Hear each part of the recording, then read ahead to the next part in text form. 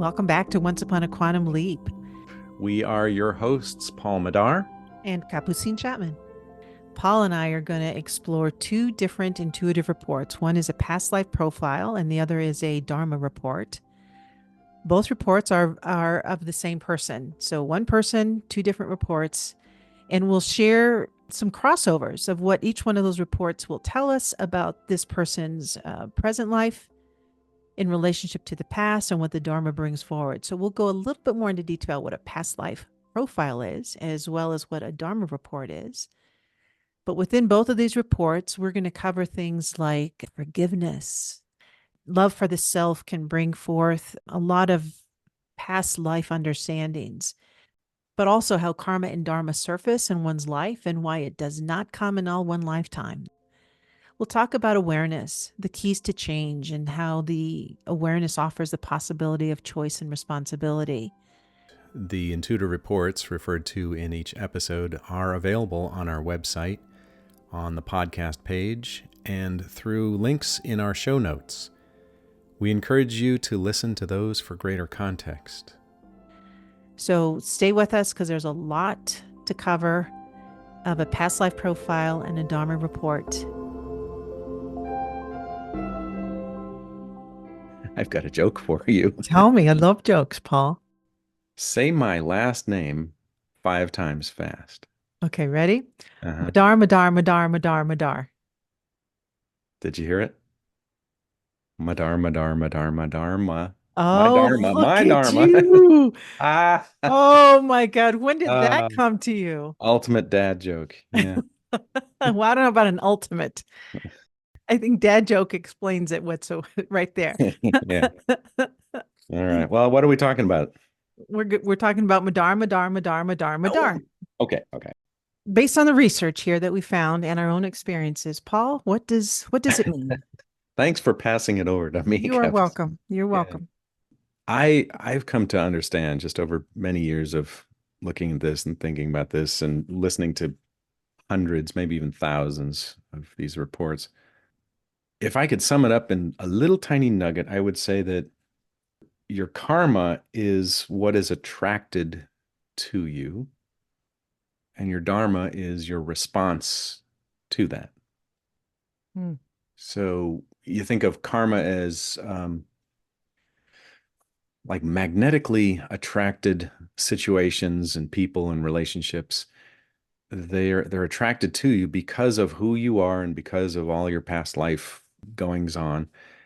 And your dharma is the you that responds, how you respond, what you give to the situation. So in essence, you've got this giving and receiving going on. It's like a wheel, and they call it the wheel of karma. But I think there's dharma is the other side of the wheel that's also pushing and pulling this whole cycle of dharma and karma. And that's why I think we really needed to examine both of these things today at the same time, because it's almost hard to tell where dharma stops and karma begins, and where karma stops and dharma begins, because they're feeding each other. Well, this may be a loaded question too early on, but I'm going to ask it. Like, how do we know that? How do we know this thing about dharma and karma? And I mean, I would have a sense of where I'd start with that. Again, I'm going to go back on based on what the intuitive reports, right? Based on what the intuitive reports have told us. But how do we know that? And why is that so important? And maybe the question is not how do we know it, but what is these intuitive reports told us that really makes a lot of sense. Well, when I talk about things like dharma and karma, I am also reaching into ancient scripture and literature and philosophy and Buddhist texts and all kinds of sources, not just intuitive research. So you look into the Vedic scriptures, and you look into the Bhagavad Gita, and as many places as you can possibly find, and they're all saying the same thing about even the golden rule, that every religion has some form of this golden rule: do unto others as you would have done unto you. Is that picture of what goes out comes back to you. You know, how you treat others Right. is how you can expect to be treated yourself. Yeah. So there's a picture of this boomerang effect. Yeah. So even if someone doesn't believe in reincarnation, it still has something to consider. But Yeah, because we do, well, you and I both believe in reincarnation, it makes even more sense why yeah, this cycle, these continual cycles, give us more opportunities to evolve for betterment, for development, right? yeah. Yeah. So how would you say that it does give you these opportunities for development, Dharma, knowing about your Dharma and karma, knowing what's is it knowing what's coming back to you, or is it in the monitoring of your own thoughts and behaviors that gives you, I don't know, an elevated response in any given moment? Well, so me personally, and I know you're asking that more, you know, wider than just my own experience, but Hmm. I'll just start with just when I was a kid, when I was little, I was raised Catholic. One of the things that always confused me, but in that confusion, it gave me some contradictions um, that pulled me to ask more reasoning questions. So little Capucine had this mind of being raised in a Catholic religion, uh, and a Hispanic household where culture and the openness to different type of beliefs was available. But I never believed in the. It never made sense to me that we only. It just seemed wasteful. That was always the word that would come to me. It just seemed Hmm. wasteful that we just had one lifetime, and then you either had a chance to do good, bad, be judged one way or the other. What those were, it seemed like a lot of pressure. The Hmm. visual I Yeah. had was still so much pressure to do one thing or the other for the sake of then eventually going to this place called heaven where some God existed, or you'd go to the other place, which was really for bad people. Yeah. So, as much as that was a confusion, there were some contradictions about that. I used to always think if there was so much good, and if we believed that God was good, I just don't think he'd be that wasteful with his Hmm. time about just Interesting giving, take on that. yeah, Yeah. about just giving us one shot Yeah. at this. Um, but I never thought about reincarnation as a little kid. It just seemed wasteful to me. Hmm. And then when the idea of reincarnation occurred or was brought, full forward to me when I was 20 years old, when I heard it, I thought, that makes sense. Now, Hmm. this makes sense, not because you get a chance to live each life. And if you don't, then you got to come back. It just made sense that that there's some level of intelligence around these beings that we are, these energies that we are, that has some responsibility to now living your life. Yeah. For Yeah. it gave more of a purpose.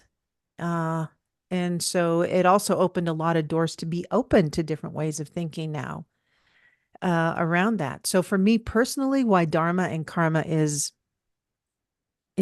makes sense is it's like I'm an active participant in my life story. I'm an active participant.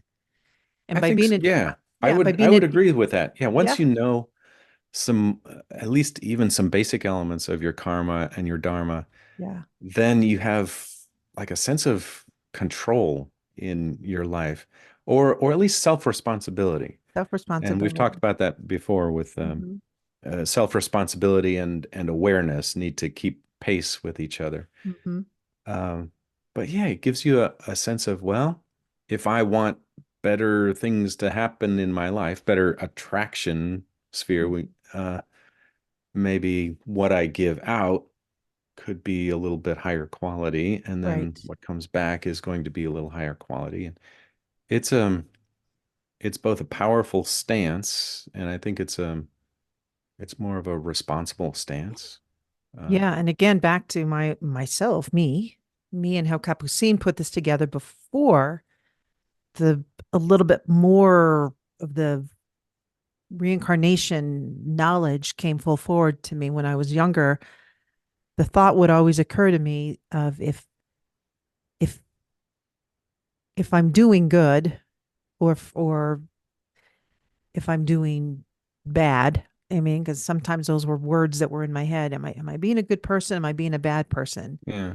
The thought that always would come back to me is like, well, but I'm still the only one that knows really if the action that I'm taking is going to be good. And so like and I still do this to this day, whatever the situation, I'll always ask myself, what was my part in that?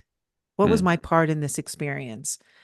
Good, bad, and different. And maybe those words, I could Yeah. change those, but that's just how I kind of think about it. What was my role or my responsibility in that? So that I'm not taking on someone else's, but I'm self-examining and reflecting. Yeah. And the finger of blame isn't out Is it isn't constantly out like there. they're doing this to me and Yeah. they're doing this to me. And Yeah. okay, what was my part? What was my part in this? We, Did I? Christine and I used to do this with the girls. If one girl would come to us crying like, "Oh, she did this to me and she did this to me," Right, right, we would just ask a simple question. Okay, what happened right before that? And she would say, "Well, I kind of kicked her in the shin or, whatever." right. Oh, okay. So maybe Yeah. that triggered this response that came back Right, to you. right, So right. just to try to help them see that nothing totally happens in a vacuum. There's this continuity Continuity of of it. uh, of consciousness, but there's a continuity of action. There's a continuity of um, cause and effect going Mhm. on all the time.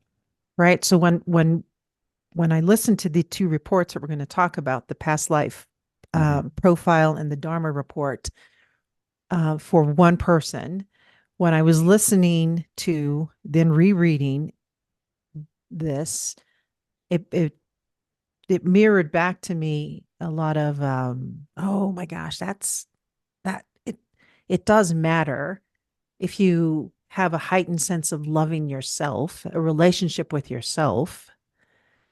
It does matter if you give the perspective that there's always a continuity of building understandings through relationships, even if you're having a relationship with yourself, which I believe it always begins there. So yeah, these two reports kind of highlight this idea of connection, continuity, and relationship, not just with others, but with yourself. And then it also talks a little bit about forgiveness. Hmm. And if it doesn't talk about it completely, it just really elevates it again, how forgiveness plays a big role in this relationship Yeah, building. it So, can highlight forgiveness and even gratitude because those often really right. need to be together. Yeah. Yeah. Yeah. Yeah. So, These two reports that we're going to be talking about, they are the same person. mhm. And the reports were done a little ways apart, but it more highlights the different angles that you can look at past lives and relationships and start to weave a common thread between lifetimes. Um, so you can see this development of understandings. You can see the development of an individual from different angles, from a karmic, which would be the past life profile, would be more of a karmic view. And then the dharmic view is more what this person is and what they're giving and how they're responding and what they have to offer that maybe they haven't been fully offering to situations or to relationships. And you can see that thread of building, building, building, bit by bit. Every lifetime, you put a few more pieces in place, and your vibration, your attraction sphere changes as you grow. So the past life profile, and I'm going to always remind you to remind me a simple way of looking at karma, because you talked about the past life profile, which is Yeah. predominantly the karmic profile. As I really would like to help people at least look at karma in a way that's more of an opportunity as opposed to just it's a bad thing in your life. Right. Right. So let's talk about the past life profile first, and Yeah. then just maybe summarize that a little bit, and then we'll talk about the Dharma and then remind us about what the Dharma is. Yeah. Well, you're really good at summarizing I'll do reports it. there. So, Yeah, past life profile. So this was third time and location to put some context around this. mm, This was third cycle of Atlantis. hmm. Other big things that we'll talk about, time Yeah. periods, Roughly cycles. 50,000 years ago. Okay. So that's in your mind, just be open to there's a time period that existed right around there. Yeah. And then so this person was born into a tribe, a family. This person was in a female body, but and it talks about maybe making some developmentally choices to not be attached so much to the body. So at an early infant stage, this child in the female body um, became more detached from being fully engaged in operating this body that she was inhabiting. Hmm. And the mother was fine with that. So just imagine just this child who was present but not completely engaged with the body. Yeah. So Kind of maybe today we would say a dreamer, maybe, and she's sort of wistful and not quite all plugged in, maybe. yeah, I mean, did the least amount to keep the body alive, like would still receive food, still would do things, like that to keep the body moving, but had the key word here that keeps saying it's a detachment from the body, from the Hmm. physical body. Um, and it states it that says, however, what was occurring inwardly was a state of observation and therefore remained detached from the physical form, although there was enough life force to enliven it. So just that hopefully Hmm. will give you a picture of what was going on. And then it goes on to the mother's role. The Well, mother, yeah, before go we go ahead. to that, Oh, that detachment very often can facilitate a person building clairvoyance because they're not so enmeshed in the physical world and the physical goings on and training the physical body and all of the concerns of the tribe, let's say. You're more free to experience this inner level consciousness and the inner worlds and get more and more familiar with inner goings on and subtle energies like where clairvoyance would be heightened. yeah, because it does talk about that. We see that outwardly, this one appeared to be delayed developmentally in moving this one's awareness or attention into the senses and receiving through the senses in the physical world. So it just talked about the action that it took with the body, but then it opened the possibility of receiving in another way, because then it Yeah. goes into how this particular young woman, young girl, did depend a lot on the community, and the community was very generous in receiving. So there were some understandings that were built around receiving, quality of receiving. Yeah. Um, yeah. Let's see here. What other fun things did we learn about this body? Well, there's a whole Um, big part about pressure, and I yep. think I think we need to talk about um, what pressure people experience sometimes, and where that pressure comes from, and why the what the value of this internal pressure can be. So specifically, I'll just kind of pull up some things because I know it says it Yeah. in a lot of different places. We see that over time, there was a pressure that was built in the physical form that related to the difficulty that this one had in expressing the self. And this pressure caused there to be more confusion in the emotions and in the mental plane. This one had the beginning recognition of desire in being able to express the self and to communicate in frustration in the capacity to do so. And this resulted in the pressure that has been spoken of. I can keep going unless you want to add something to that, Yeah. Paul. No, the pressure, I think, and we've talked about this before, you and I, how pressure starts to build inside someone. It can be a pressure when you realize there's a need for you to change, let's say. You got to change some beliefs or you got to change some attitudes or maybe Mm. change some boundaries. You've realized in your relationship you haven't really set firm boundaries, and so you'll feel this pressure to get firmer in your stance or to build a you know build a spine about being pushed around by other people.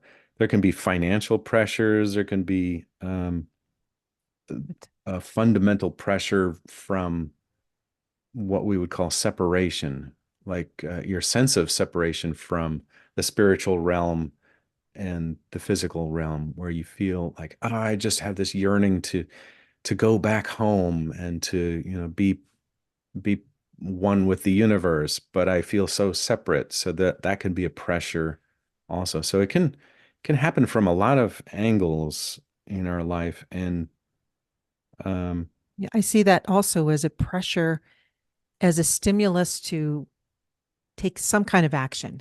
right, right, Yeah. The pressure is it's building something up, and that action is just to move outward, is to move yeah, outward or to move in some direction that will cause some action, yeah, usually again for the betterment of the whole development. And I think this is where that whole karma comes in. right. It's In again, this one, it it's looks like because she was so lightly tethered to the earth plane, there started to be this pressure of you got to come out and play. mhm, You got to come out and explore expression, self-expression, and participate in the world. So that I think that built up as well for her.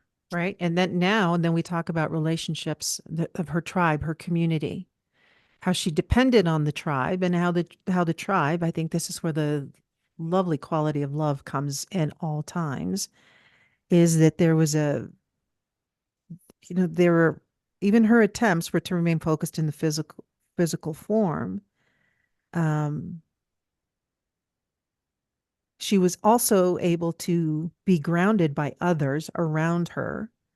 And this also provided a way for her to be it says, particularly tuned into a frequency of sound that was calming to this one. So a humming sound that was part of the expression of the group, a tribal expression. Yeah, So it's almost like being cradled, and you don't know. I mean, I just think of even sound, just the sound of someone's voice that can either be abrasive or calming. But there's this, again,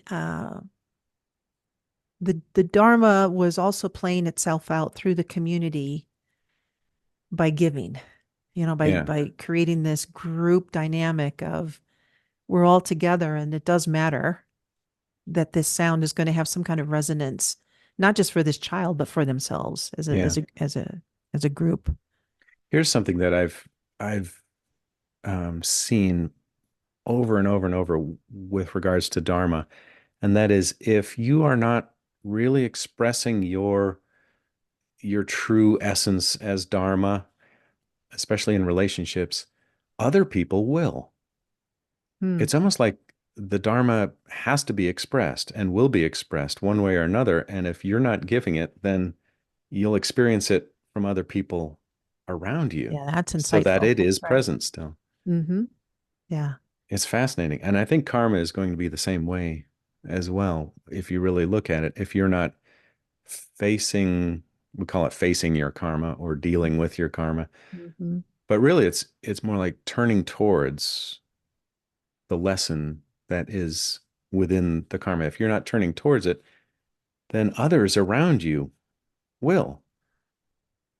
And it'll heighten the pressure that we've been talking about, the pressure to address something, the pressure for self-responsibility, the pressure for learning, growth.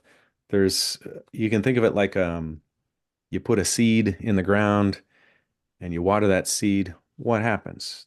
That seed starts swelling and swelling. There's a pressure that builds up in it and it splits its husk and its case and it starts jamming that radical down into the ground. I think it's a radical. Yeah. The root starts jamming through the earth, and then there's a Right. pressure that builds to send the stalk upward through the ground.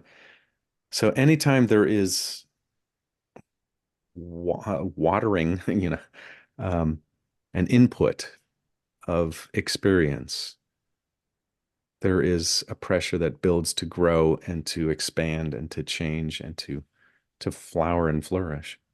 A teacher told me this one time and it stuck. Um, and the scenario was there was a woman, she was a secretary, and her role was to be surrounded by a lot of people and to give a certain way. And she was grouchy. She just was Hmm. grouchy. And also that had some, effects, how that kind of ruffled some feathers with people that she would interact with. And this one teacher told me one time, it's like, this is always an opportunity. There's always an opportunity that no one, even if you're mad at someone, or if you're reacting to something, or if you want to externally blame someone, if you could always anchor back to, but I still always want to be who I want to be. The thing that I want to develop within myself or the thing that I want to give doesn't matter. I always have to, it's important to always give that. Hmm.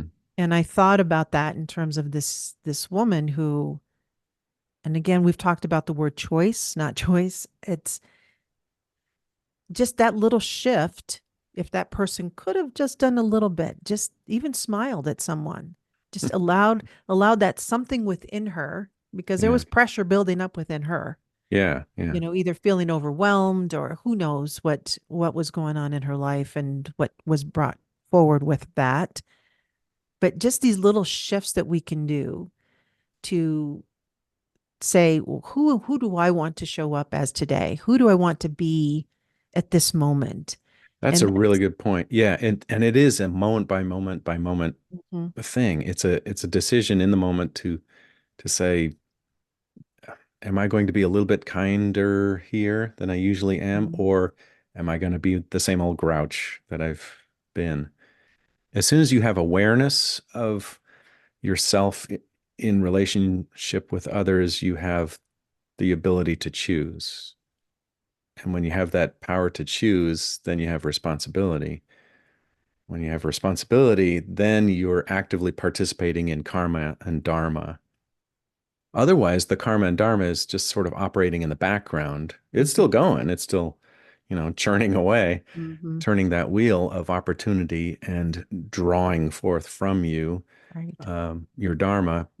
But as soon as you have awareness and choice and responsibility, then you can actively participate in it and accelerate your Change. your change, your growth. Yeah. Your own change and your Which is own really growth. exciting. And it's also scary to Yeah. No, to well, it claim that is. wheel.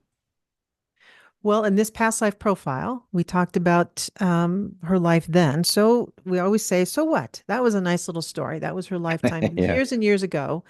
Now, what is the significance to this person? What is the significance of that lifetime to the present? Yeah.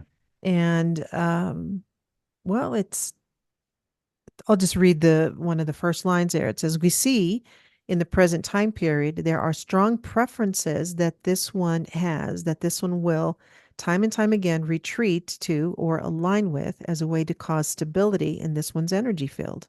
Yeah. Yeah. I'll So read. there's a resistance to maybe the environment or things she's exposed to like yeah, a retreating Yeah, because from it says that opportunities. we see Yeah. that this one has mostly a mental point of focus for this one, and this one will attempt to live life through the mental plane only. So just Yeah. think about times. I mean, all of us have had experiences when we're even talking to someone and you see their eyes glaze over and it's like, where'd you go? Where are you right now? Yeah, that's a good example. Yeah. Right? It's this this happens to be a pattern that this one has developed in this lifetime where this Hmm. person will retreat back into the mind, back into themselves. Yeah. And that's a carryover from the lifetime with this Yeah. significant And lifetime then we discussed. you're presented with opportunities again and again to draw you out to come into the physical world more and more. and to look at any judgments that you might have Hmm. regarding senses and participating in the world. Very often there's this resistance comes from maybe judgments or even disdain for doing things of the physical world. You'd much rather go play in the mental fields. It's just Yeah. more comfortable there. You're more familiar with it. You're And more familiar with, but then yeah, the suggestion is there is a need in the present time period for this one to command this one's attention with more authority. yeah, It's like, I remember my son used to say, Mom, give me your attention. Mom, pay attention to me. yeah, Because sometimes it's like I'd flip away, I'd go somewhere else, but it's like the command of it. It's like, attention, you got to move back. And so that's the suggestion here to command this one's attention with more authority. The level of evolution and maturity is different within this one than in the time period that has been related. So yeah. remember, we had the significant lifetime, how many thousands years ago? Hmm. And so just lifetimes have been lived between that time. So other learning have occurred. And in this lifetime, other learnings have brought this person to this present time period to Yep. say, come on, you have evolved, you've changed. You don't We've got have a to, great opportunity here. Yeah, great let's do this. opportunity to change. Yeah, You've got some stuff going for you. yeah, And then it says the time has passed for the distancing or the observation that has been described. It can be incorporated, however. There is a need for this one to harmonize and to accept and to embrace life through the physical form. So for me, Paul, you have some good things to say about this. How this is why it's like it's so important to be alive and to take action and to live your life, yeah. Participate. to Yeah, participate. yeah. It, Must be present to win. yeah, right, Yeah. right. That's right. I think it's also important to do this cycle though. It's like a vertical figure eight you can think of. And the cycle is spend a little time in these upper realms and these in inner levels of consciousness. But then also come out and play in the physical, come Mhm. and participate in that and then reflect into the upper fields and say, what have I learned? How have I grown? What have I come to understand? Now let me bring that back out into this physical world and give that. And so that figure eight, that infinity symbol looks like I'm going to assimilate and receive what I've gotten, and now I'm going to come out and give, and then I'm going to come back. And that's all day long, every which day. which is different. It's not saying you got to have a balance of being in this world, in the physical world, and being in the mental. It's not saying balance. Yeah, it's a cycle. It's a cycle. Yeah. It's this motion. It's a dance, and I think it also Hmm. relates back to just the sound and the frequency that is inherent in this person because there's some understandings around the receiving part Yeah. of just of going back and forth. And so it makes suggestions about exploring the sensory judgments, the sensory experiences in life. Um, it says to immerse the self in the living, um, and to take into account that this one can respect and trust this process, that personal authority to devotion, dedication, and conviction to life. Yeah. So again, Yeah. taking action in those particular manners. And for me, words that help me, it's like what can anchor me or what can help me be in the present. And sometimes those key words like that are helpful, like personal. The support with this one's development is to have personal authority, devotion, and dedication, and the conviction in life. Those are Yeah. really good mental little things that you put in your mind. It's like, yeah, this is the seed thought that's going to guide these actions for me right now. Yeah. Which I think, Um, uh, Something that automatically draws you out is relationships. Mhm. Because you can, if you're alone, living alone up on a mountaintop, it's very easy to spend your whole life in your head and in your own thoughts and in your own little world. But as soon as you start coming into contact with others around you, or you have a family, you have a husband, and you've got some kids as well, then um, that draws you out, you know, automatically. You have Right. to respond to things right in front of you. Right. Your kids need to eat, and your kids need to be changed, and they need your attention. So that's it's a wonderful system that we I wouldn't say invent, but we've developed these family systems that automatically build in giving and receiving and giving and receiving and giving and the to Right. fulfill this karmic and dharmic Right. wheel of pressure that we feel. Yeah, and in this one, it also gives some understandings that this one has brought around how to help engage in those relationships. Hmm. That there's um this one can that has some experience with the love to explore how love has been part of her life, but how to bring that into these experiences now to harmonize with that. Yeah. Yeah. One of the things I saw as most poignant in this report was very close to the end of the significance part where it says there's in essence it says there's much joy present, Mm-hmm. but it's not felt. It's Mm-hmm. not necessarily felt. So my picture was that maybe she brings a lot of joy to others, but she's not really feeling it herself. That self relationship. Hmm. Mm-hmm. We've all done that at some point, right? Yeah. So the bridge. So let's go back to the bridge of the past life to the Dharma. I mean, there's a lot of bridges, but it highlights because this person did ask in the past life profile suggestions on fully bringing forth and consciously understanding and utilizing the clairvoyant capacities. Hmm. So there were suggestions, but some of those suggestions before I go into it is to go into the Dharma because there are clairvoyant capacities that was built Yes. in Yes. that past life, but now let's go into the Dharma, Yeah. right? So what does she do with these clairvoyant skills that she built sort of inadvertently in the past life profile? Mm-hmm, mm-hmm. Yeah. Do you want to paraphrase that one or do you want me to go for it? Oh, go for it. Yeah, go for it. Well, in this one's incarnation, so now so before we do that, Hmm. remind us again the Dharma in simple terms. What's the Dharma? Dharma is what you are and what you bring to any situation. It's the sum vibration of you that you offer to the world just because you are. And it's what's drawn out of you in karmic situations, in situations where you feel pulled to respond. And So it's your and response to situations that you're presented with. so were those things those were magically input into you, or did you also have to learn those qualities, right? You learn them accidentally, you learn them on purpose. You can choose to build a different kind of dharma, or you can just rely on life to help you build a your response, your stance. So can a Dharma be considered as a quality, Yeah, right?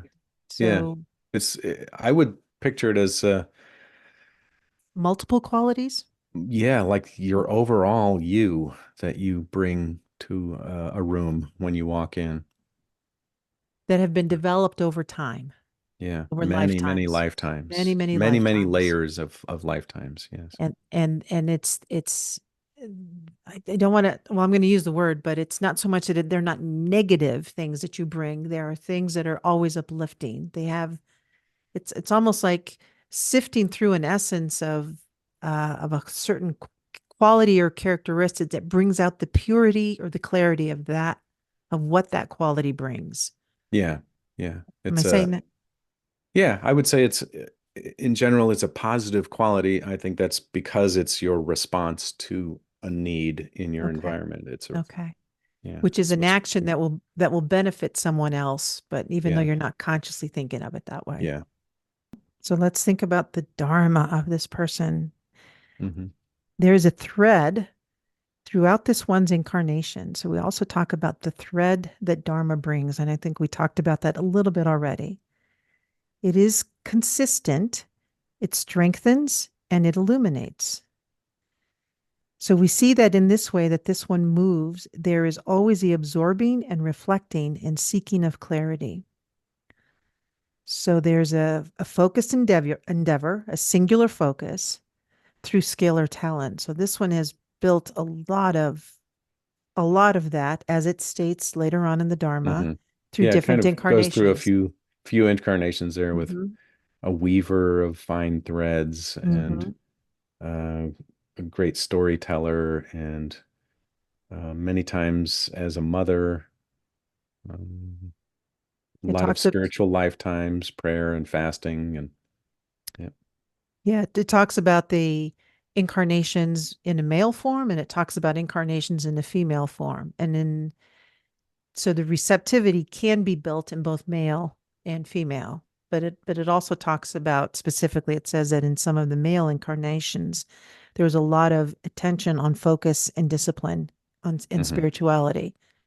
It Yeah, that still occurred in those receptive in the female bodies. Um, but it just also talks about how these different expressions in both male and female also bring about different qualities as this person was expressing in those different bodies, how it used those expressions, to move outward. hmm, So it just talked about how that there was a reflective quality that is strong with this one, and that it also is dependent upon the input of energies around this one, which goes back to the lifetime the past lifetime that we just spoke of. This one was dependent on the community energies of love and receiving.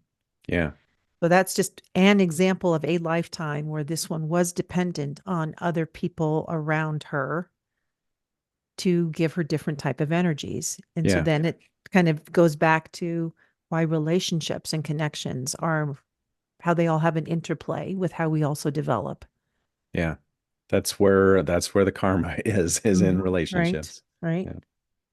Yeah, Um, there's at times when a sublime lucidity settles into this one's aura, and there's a strong sense of self and inner direction, perception that this one can access. So I like that for this reason, because it also talks about when this one succumbs to self-doubt. Who of us have not doubted ourselves and our abilities? It's like grabbing the attention because we can be absorbed so much in doubt. And then what this is telling us is if you could only remember that you have so many other qualities mm, that can move you up and out of this physical thing that we do that doubts our abilities, because you've had so many other lifetimes of you've earned so much already. There's things that you already know. And if you can pull those understandings up and out and use them at your disposal, that can illuminate, because it also talks about this one has this ability to illuminate and absorb and reflect. That can illuminate and then decrease the amount of doubt that comes into your life, which kind of gives you another resurgent of, I can do this. I yeah, have things available to me, even though, and again, this is where trust comes in, even though I'm not quite sure what it is, but I've got something within me. yeah. I think, boy, just that stance, like you said, of remembering that you've lived 1,000 lifetimes Hmm. of so many different situations and configurations. You've got so much experience, vast experience, and these understandings that you've built in all these other lifetimes. That can be a source of stability and comfort and power Hmm. in those difficult times when you're doubting or when you're unsure of where to turn or what to do. You can say, I've had 1,000 lifetimes, so surely I can figure this out. Surely I can call on some resources that will help. Which goes back to the past life where we talk about pressure, the pressure that person Yeah, felt. And then it goes into the Dharma where it says that this one has a natural affinity that this one has for expansion. And then it says that what this one resists, when this one resists this natural affinity for expansion, when this one resists it, talk about that pressure pressure. that comes in, Yeah, right? yeah, that this one feels that this one must fit into a certain preconceived thought form. There is a diminishing of this one's light or life force of energy. So that thing that we do that we've learned in a lifetime to kind of self-doubt, to to do anything that I call it, it's sometimes we just get in our own way. And by Well, getting in our, go ahead. sometimes it can be like a family culture Mm, or your country's culture of what you're allowed to say and what you're not allowed to say, what you're allowed to do and what you're not allowed to do. All that's a these good point. propriety signals that you get from your culture and from your family, that can create a pressure as well, where you feel like, I just need to, Right. express myself honestly and fully, but I feel like I can't. Mm-hmm. I'm not allowed to somehow. And that's in this report as well, where there was a line here, times when she believes expression of self is harder than it should be. Mm. Yeah. And she feels this pressure to hear her own voice Mm. at these times. Mm. That's karma and that's dharma. The dharma is trying to express, and then the karma is the holding back of the Mm-hmm. expression.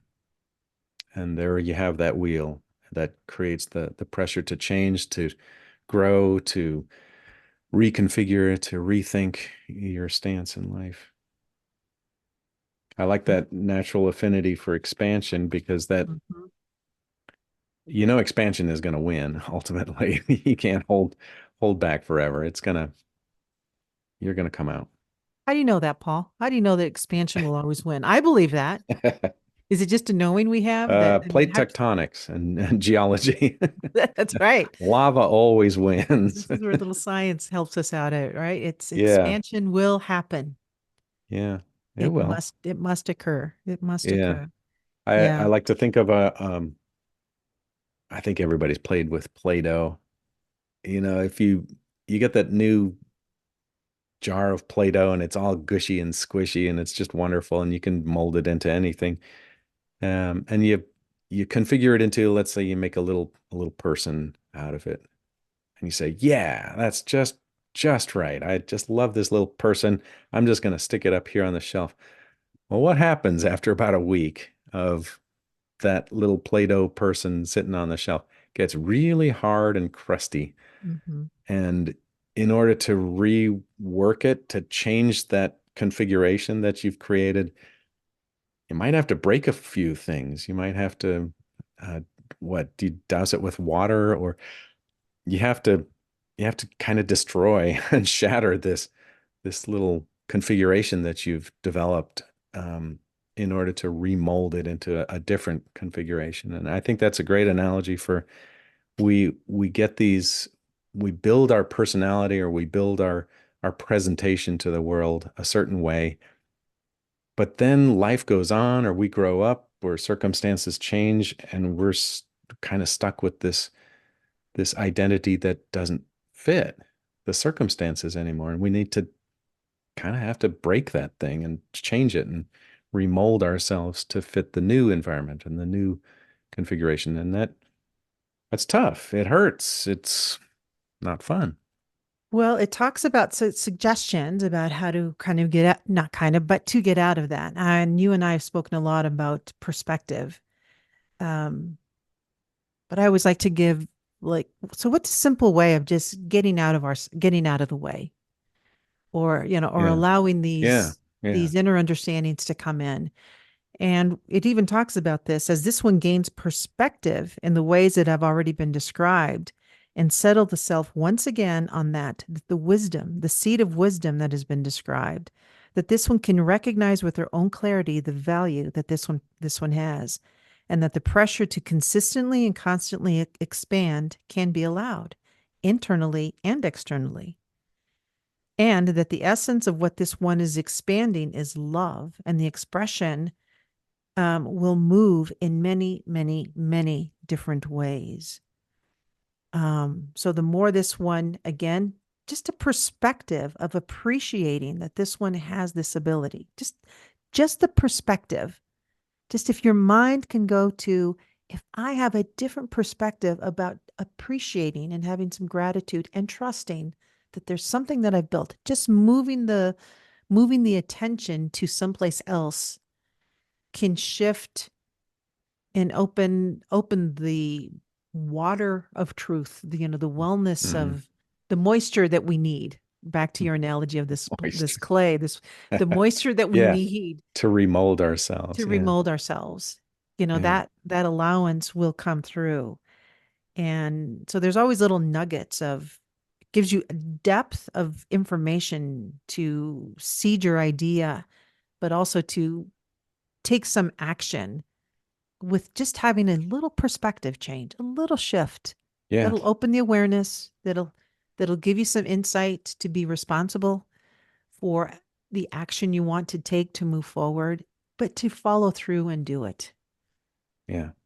I I think think is we the other sell key of it. short the power of very small actions or very small steps. Mm-hmm. I think the Chinese call it the grand ultimate principle, which is if you take little tiny steps, you will get you will travel great distances. You will accomplish great things. But Right. just do the little tiny steps and you'll get there.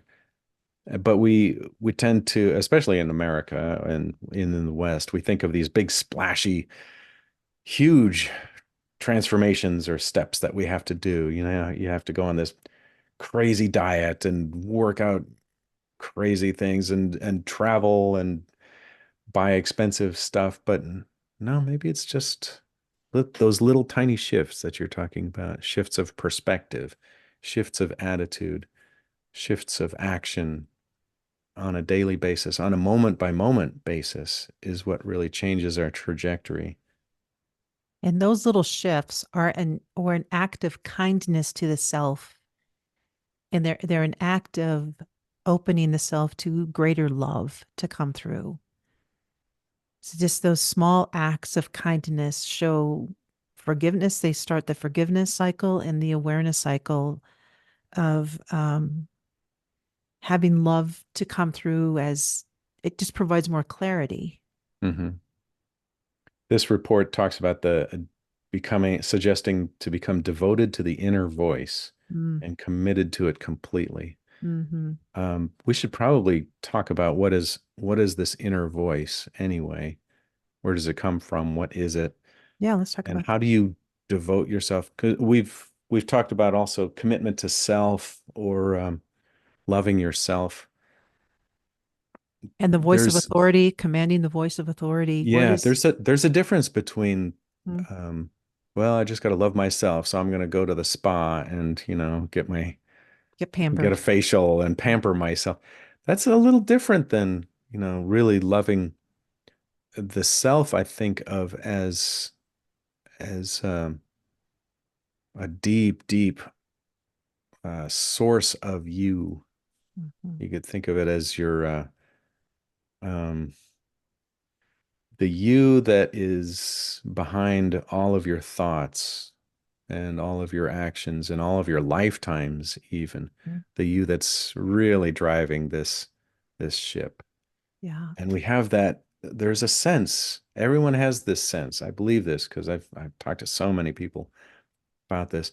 That if you listen to that conscience voice in your head that tells you that's probably not a good thing to do, or this is right, or this is wrong, that morality voice, I would say just behind that is the self, the real self Mm-hmm. that we want to listen to. And that's really guiding the whole thing. Well, hopefully by listening to the reports, because we will include those, the listener will be able to use that bowl analogy of listening to these reports and saying what was brought forward from this bowl of information for this particular individual, but then also hopefully for them to explore, contemplate that for themselves about what and to wonder, what is that bringing forth for me? What do I have that I maybe have taken for granted or I've has been sitting way back there and it's been nudging at me for some time that I want to open up. So yeah, those are things that you've got to look forward to when you listen to these two reports. And then we'll explore so much more about the levels of consciousness as we go forward. We'll explore a little bit more with different type of reports, like a family report, a creative mind report. So all of those things are going to be coming. There's so much to talk about. Yeah. And I'm sure people will listen to just the right thing at the right time for Mm-hmm. them to draw on their dharmic qualities that they're ready to express and turn towards whatever karmic opportunities they have in their life at the right time. It's a beautiful system, this karma dharma wheel, Right. and very valuable. And I think it's worth getting to know so you can actively participate in it. Yeah. So with that, we'll see you at the next episode. Stay listening. Once Upon a Quantum Leap is for your reference only. This podcast and the material is intended solely as educational information and should not be used for diagnosis or treatment of any health problem, financial, or legal advice. You can listen to full episodes and find out about Paul and Capucine at onceuponaquantumleap.com. All reports shared on this show have been released with permission, and identifiers have been removed for individuals' privacy. The intuitive reports referred to in each episode are available on our website, on the podcast page, and through links in our show notes. We encourage you to listen to those for greater context. If you're interested in obtaining your own intuitive report, go to quantuminsight.co. That's quantuminsight.co. You can listen to us on Apple, Spotify, or wherever you get your favorite podcasts.